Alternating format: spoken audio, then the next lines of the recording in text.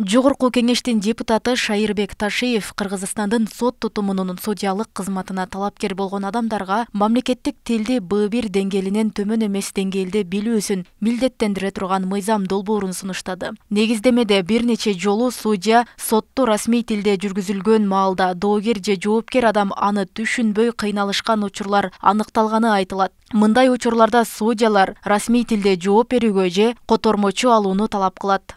Соттор боюнча мен кыргыз тилин билбеген соттор азыр акыркы баягы сотторду ротация кылып бөлдү го. Маселен Чүйдүн, Бишкектикин баягы региондорго шаарды бөлгөндө андайлар толуп кетти да бизде. Биздин ош шаар сотто да бар, ош област сотто бар, баягындай кылып орусчадан түзмө-түз которуп сүйлөп, немени маанисин жоготупчу. Андайлар болуп атат. Анан Bunday учурлар жогорку сотто да бар. Мен көп жолу катышып жүрөм ошол жерде дагы башка улуттун өкүлдөрү, орус улуттун дагы башка улуттун өкүлдөрү ошол атайын котормочуну дайындап келип жанына коюп сүйлөгөндөн которуп берип атат. Мыйзам долбоорунда мындан сырткары жакын туугандары уюшкан кылмыштуу топтордун мүчөлөрү деп мыйзамдуу тартипте таанылган болсо, же өзгөчө оор кылмыштар үчүн соттолгондор болсо, аларды кызматка албоо сунушталды. Бул эң туура. Себеби сотто айтып атпайбы, сот дейт объективдүү дейт, адилеттүү, атаандаштыкта, ар тараптуу, калыс, кынтыксыз дейт. Мыйзамдын гана рамкасынан чыкпай туруп гана, мыйзамды гана жетекчилик алып туруп, калыс чечим чыгарыш керек деген принциптерди алган болсок, Конституцияда.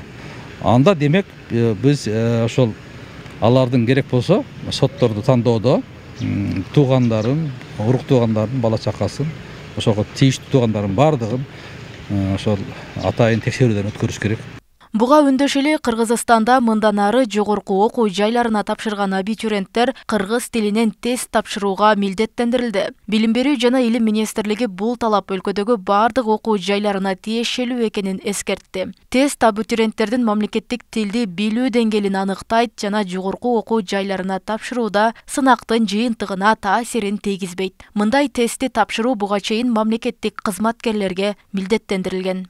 Өзүңүздөр билесиздер, кыргыз тест бул өзү Кыргызстандын бардык чөлкөмдөрүндө өздөрү да кыдырып, анан Бишкекте дагы бардыгынан тилдин деңгээлинен өткөрүп жатат. Кыргыз Республикасындагы мамлекеттик кызматтын дээрлик бардык секчилеринде, ошондой эле муниципалдык, жарандык бардыгы.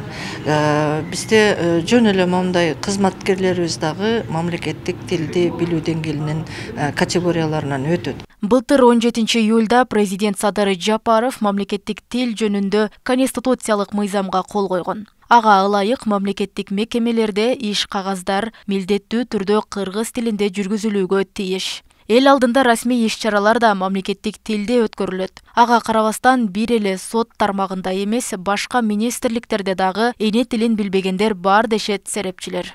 Мамлекеттик тилдин абалын алып чыкканда, ага болгон мамлекеттик кызматкерлердин мамилеси өзгөрөт эле да. Өзгөрөт эле. Мына мисалы айталы, азыр эми жакшы орус тилинде, кыргыз тилинде келип калды азыр.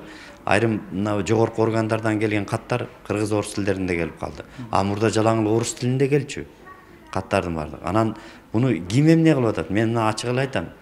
Министерстводо отургандар, министерстводо отургандардын бардыгы мен кыргыз тилинде сүйлөй алышым мүмкүн, бирок жаза алышына мен көзүм жетпейт да. Жаза алышына көзүм жетпейт.